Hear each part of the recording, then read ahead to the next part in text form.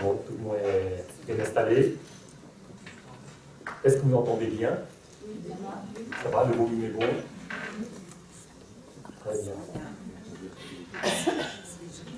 Alors, depuis 6 mois, comment ça s'est passé après notre dernière rencontre? Est-ce que vous avez bien cheminé à l'intérieur de vous? Avez-vous des questions de tout ce qu'on avait dit la dernière fois?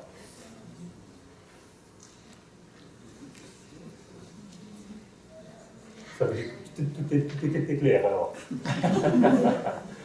Oui, allez-y, madame. Il est temps que vous reveniez pour nous remettre en route. Ah, il faut vous remettre en route?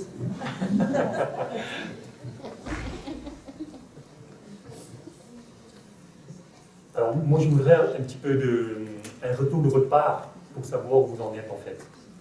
Dans votre pratique personnelle, d'après les 3 conférences.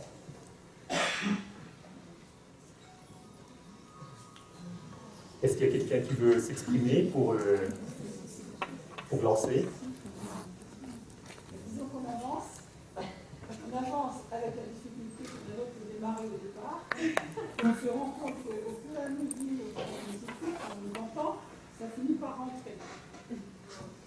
C'est clair, hein, c'est simple. D'accord. C'est comme ça. C'est pas que c'est difficile, mais c'est qu'on ne remet pas assez nous-mêmes, tout seul, la machine en route assez souvent pour être avec le bien-être qu'on attend. Oui, d'accord. Parce que ma préoccupation première, hein, quand je viens vous rencontrer ici, c'est la compréhension. D'accord? Donc je voudrais qu'on puisse avancer tous ensemble.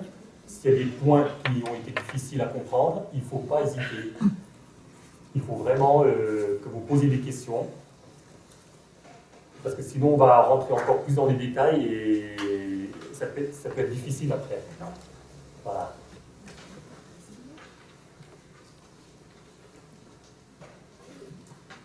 Donc si vous n'avez pas de questions, c'est moi qui vais vous en poser. Alors comme souvent, vous voyez, ce sont les émotions que vous ressentez le plus dans la vie. Alors selon vous, comment se produisent-elles? Comment se produisent les émotions à l'intérieur de nous? Qu'est-ce qui déclenche tout ça? Un événement. Donc, pour vous, c'est à l'extérieur que ça se passe. Oui. Et après, comment naît l'émotion quand il y a une situation qui se produit? C'est du positionnement qu'on a face à ce qui s'est passé à l'extérieur. Et les schémas. Alors, allez, sortez-moi les schémas. Ces choses qui reviennent, vous savez. Alors, Alors avant, on les laissait nous emporter. Oui. Et on devient plus téléspectateur en disant ah, il se passe quelque chose. Il se passe quelque chose que j'ai plus envie. Et puis à l'intérieur de nous, qu'est-ce qui déclenche l'émotion? C'est le contact. Ah, ça y est, ça vient. Alors on va...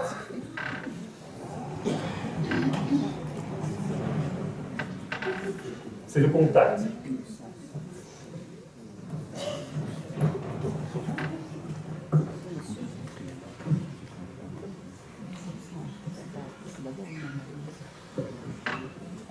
Qu'est-ce que le contact?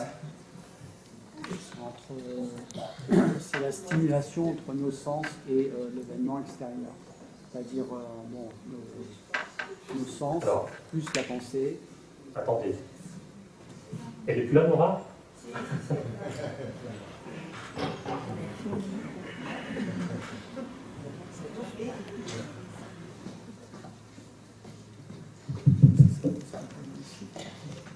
Alors,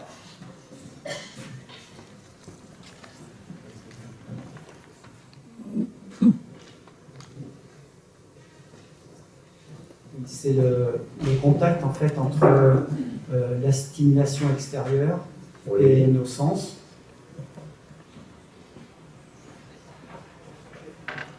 Et l'essence. Et le sens, voilà. Voilà. Ensuite, il y a une analyse qui est faite par rapport à ça, par notre vécu, on va dire. Et puis ensuite, il y a donc une réaction qui va se produire, en bien ou en mal, en désir ou en aversion. Alors, est-ce qu'il manque une condition ici? Bah, il faut que le sens soit valide, on va dire. Normalement, on mettait le contact, il manque quelque chose. En triade. En triade. Ah, là, il y a deux conditions qui viennent de venir. Quelle est la troisième? Quelle est la troisième condition qui peut faire déclencher une émotion?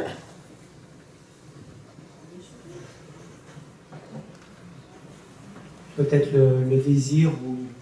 Alors, de là, qu'est-ce que ça donne après? Du contact. En contact, il y a une analyse qui est faite sur Vous vous rappelez? est-ce que c'est bien ou est-ce que c'est pas bien, donc une émotion. D'accord? Voilà comment connaître une émotion. À partir de là, mais il manque la troisième condition. Puisque vous parlez des sens. Pardon? La conscience de... Voilà, ça y est. Il manque la conscience, d'accord? Voilà. Donc si c'est le sens visuel, ce sera la conscience visuelle qui viendra en contact avec le stimulus extérieur. Si ce sont les oreilles, ce sera la conscience auditive, et puis gustative, olfactive, tactile, etc. D'accord? Et ça, ce sont les sens. Mais il existe une sixième voie.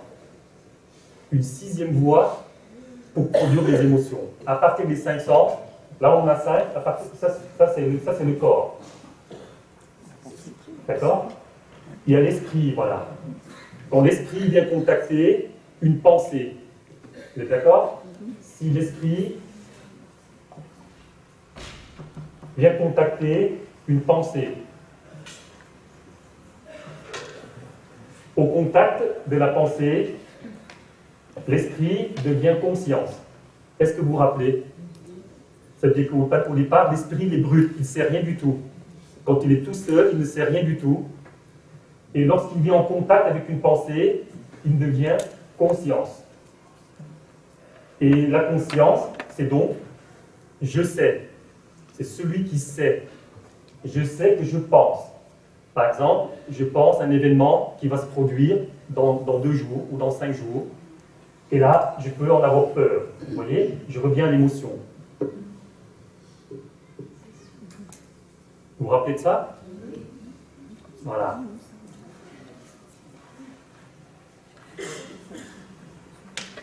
Et après, qu'est-ce qui se passe après l'émotion? Dans l'émotion, vous vous rappelez, il y a combien de catégories d'émotions possibles? Sans les étaler, si on les classe par catégorie, il y en a combien de possibilités? Comment? 3? Oui. Alors lesquelles?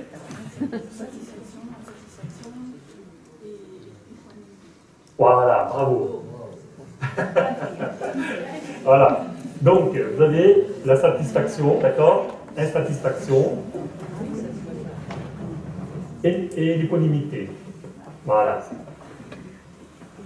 Et après l'émotion, qu'est-ce qui va se produire? Une réaction. Quelle est-elle? Bah, soit Si je suis satisfait, par exemple, je veux me procurer cet appareil. Je l'ai vu, d'accord? Contact visuel avec le stimulus extérieur. La conscience visuelle vient percuter, ça y est, l'émotion de satisfaction. Je veux cet appareil. Alors après l'émotion, qu'est-ce qui se passe? Désir. Désir, ben voilà, je veux. D'accord? Et une fois que je l'ai, qu'est-ce qui va se passer? Bon, ça tâche. Voilà. D'accord? Donc ça suit. Ça suit, il y a le désir. L'attachement ensuite. Voilà. Et à partir de là, ça se produit très très vite. Hein. Tout ça, on explique lentement, mais ça se produit très très vite à l'intérieur de nous. Et lorsqu'on s'attache, qu'est-ce qui se passe? On va commencer à s'incarner, d'accord? À s'incarner dans quoi? Dans une vie de cet esprit, d'accord? Puisque cet esprit est venu contacter la pensée au départ, tant que cette pensée dure, eh bien, ce sera toujours une vie. Dès que cette pensée cesse, c'est la mort. Vous vous rappelez? Vous vous rappelez de ça, hein? Voilà. Donc ça, je pense que vous avez bien compris maintenant. D'accord? C'est pour lancer un petit peu la machine. Alors.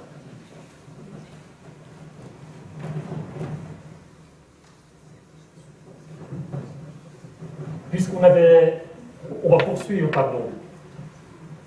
Ce qu'on avait fait la dernière fois, c'était la méditation. Quelqu'un pourrait-il me donner la définition?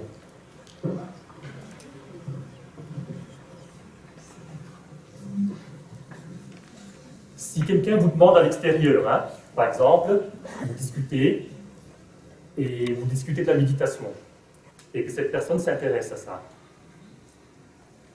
elle vous pose la question, qu'est-ce que la méditation?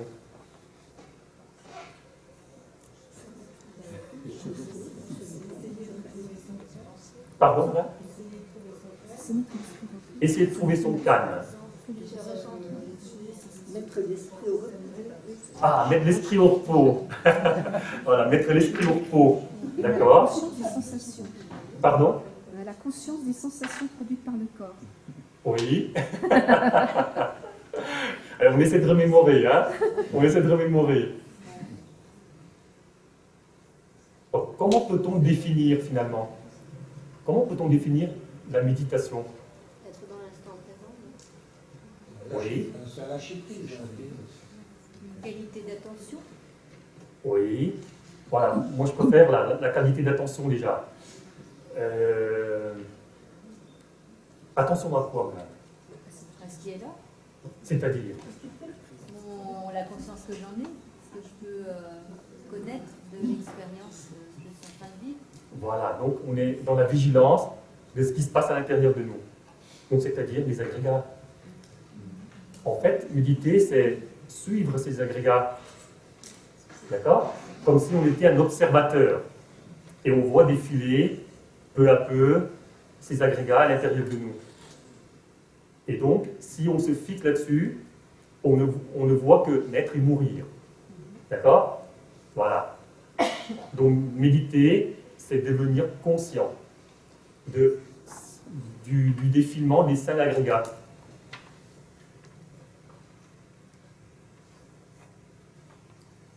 Et donc, on avait dit la dernière fois qu'on avait tous ce potentiel d'aller chercher à comprendre ce qu'il y a à l'intérieur de nous. D'accord? C'est comme si au départ,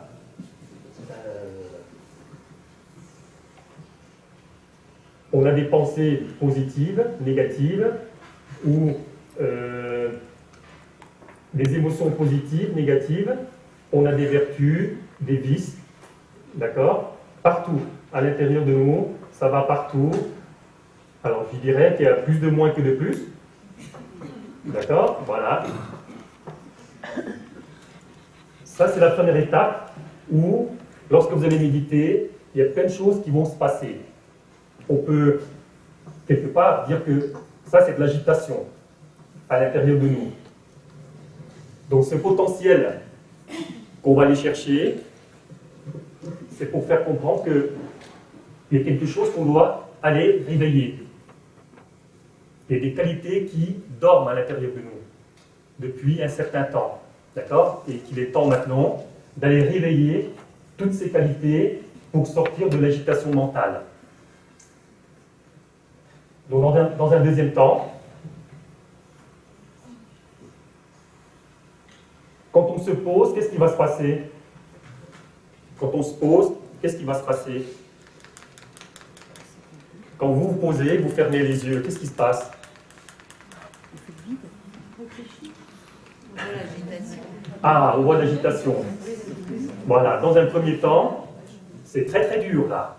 D'accord? Dès que vous fermez les yeux, ça vient de toutes parts.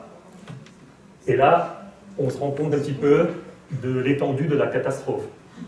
D'accord? Parce que on est assailli de toutes parts, par les pensées, par les émotions, et on ne sait plus quoi en faire.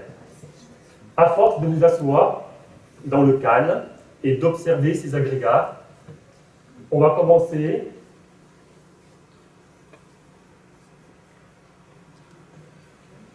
à pouvoir commencer à faire le tri. D'accord? On laisse un petit peu, voilà, on laisse un petit peu tous ces contenus intérieurs se décanter. D'accord? Comme de l'eau dans le sable. Quand vous secouez le sable dans une bouteille d'eau, eh bien on trouble l'eau. Dès que l'on laisse cette bouteille au fond, ça y est, on voit que le sable va aller se poser au fond et laisser flotter l'eau. Voilà. Et puis vous allez méditer. Puis vous allez pouvoir séparer. D'accord? Vous allez faire comme une poche de plus et une poche de moins. D'accord? Et qu'est-ce qui va se passer encore quand vous allez progresser dans le temps? Voilà. Donc là, on aura une grosse poche de plus et un petit peu de moins. D'accord? Voilà. Et là, ce sera du plus. Voilà. Et à un moment donné, quand vous avez beaucoup de plus et un petit peu de moins, alors la finalité, alors pour l'instant, on va rester à tout ça. Hein? D'accord? Ça, c'est notre première étape. Et l'étape finale, le but ultime du bouddhisme, eh bien, qu'est-ce qui va se passer, dites-moi? Pardon?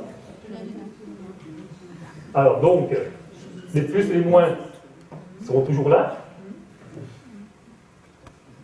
mais on va s'en détacher.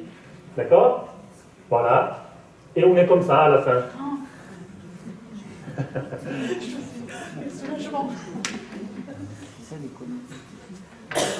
Et ça, c'est lorsque vous vous rappelez la nature. D'accord? La nature s'est détachée de tous les agrégats, que ce soit les plus ou les moins, on laisse tomber. Au départ, on va cultiver le plus pour mieux vivre déjà, et à la fin, on abandonne tout.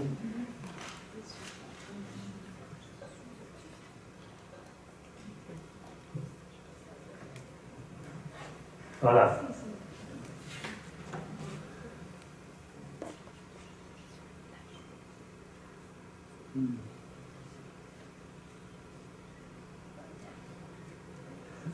Qu'est-ce qu'on va pouvoir utiliser pour travailler à augmenter le plus?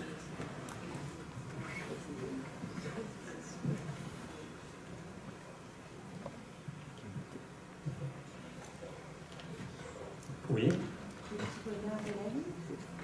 Les petits bonheurs de la vie. Voilà. Alors, vous allez cultiver les petits bonheurs de la vie.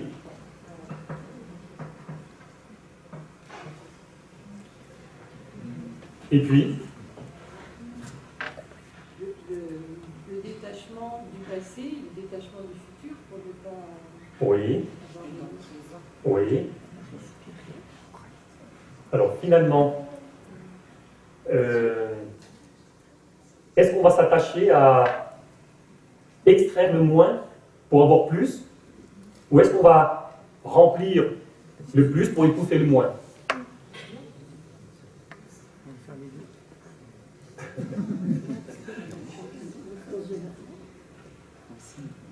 Donc, dans le...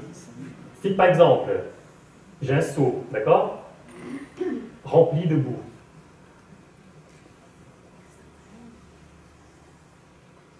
Voilà. Ce seau-là, il est donc rempli de moins. Vous êtes d'accord? comment vous allez me rendre ce seau propre, sachant que vous n'avez pas le droit de le retourner, vous n'avez pas le droit d'utiliser vos mains pour laver ou un ustensile quelconque. Mais je vous laisse juste un robinet d'eau. Comment? Faire couler l'eau dedans. On fait couler l'eau dedans, jusqu'à ce que ça déborde et ça s'enlève. Donc là, on va passer notre vie à créer le plus que d'enlever le moins maintenant. Vous êtes d'accord? C'est plus logique parce que pour se battre contre le moins, c'est très difficile. Donc on va produire le plus pour étouffer peu à peu le moins et pour que ça s'en aille.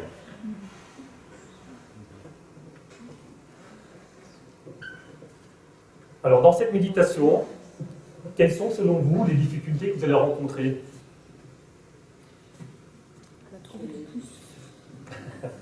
Trouver du plus. C'est vrai.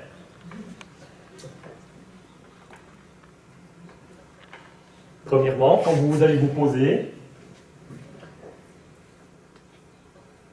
normalement, on peut méditer un petit peu partout si vous voulez.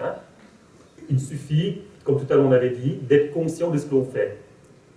Si je suis conscient que je suis en train d'écrire ici devant vous, je suis en train de méditer. D'accord? Si je suis conscient que je suis en train de vous parler, de vous voir devant moi, je suis en train de méditer. Alors souvent, quand on parle de méditation, on voit tout de suite une image, une représentation d'une personne en tailleur. D'accord? Voilà. Alors, bien sûr, cette méditation-là, elle va être profitable parce qu'on s'extrait de l'environnement, d'accord, bruyant, on s'extrait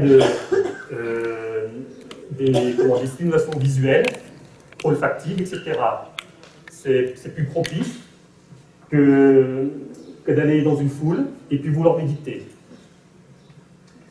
Donc si vous restez dans la méditation assise, la première difficulté que vous allez rencontrer, ce sont des douleurs, d'accord, liées à la posture. Voilà. D'accord? Des douleurs que vous allez rencontrer au niveau du dos, au niveau des hanches, des genoux, etc. Deuxièmement, vous allez souvent vous attacher à un certain type précis de représentation.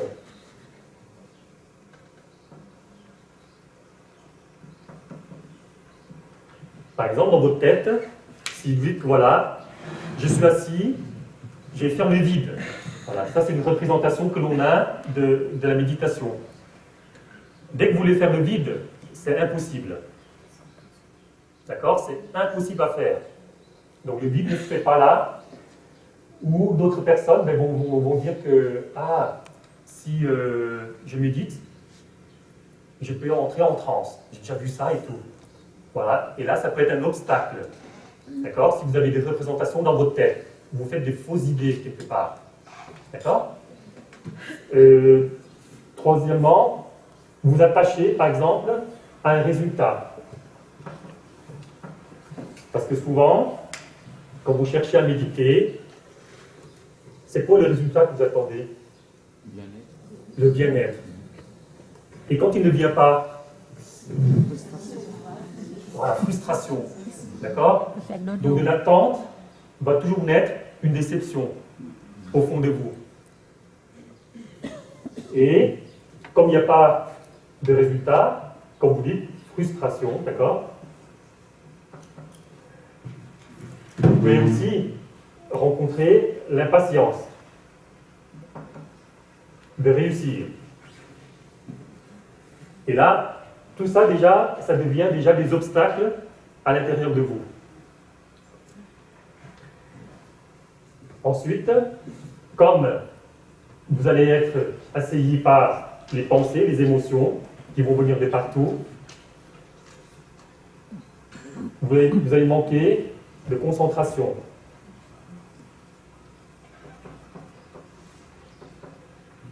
Quand vous manquez de concentration, vous allez vous laisser embarquer. D'accord? Et c'est ce que, dans le bouddhisme, on appelle la distraction. Donc la distraction, ce n'est pas toujours du divertissement. C'est pas amusant.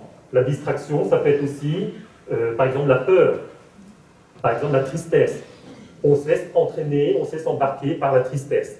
D'accord? Et on vit à l'intérieur de nous toutes ces émotions, et très souvent. Voilà, donc le manque de concentration. Et je dirais que le plus gros obstacle qui vient à la méditation, c'est la somnolence, c'est vrai, voilà. Donc, je ne sais pas si vous vous rappelez, on avait dit ça depuis la première conférence. La torpeur, oui. Ça, c'est un des 5 grands obstacles. Alors, on a déjà la torpeur.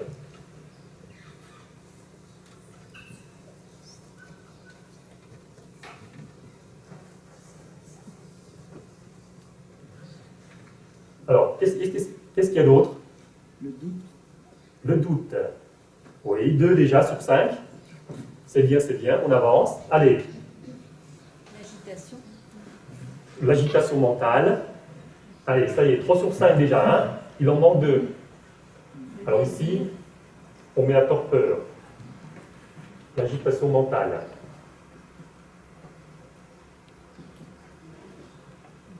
Et le doute.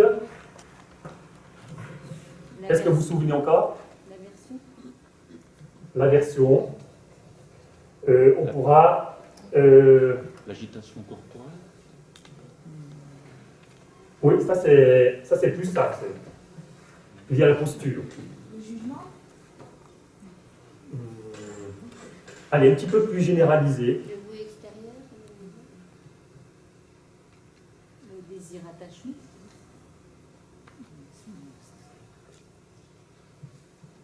Vous vous rappelez les 2 premiers obstacles?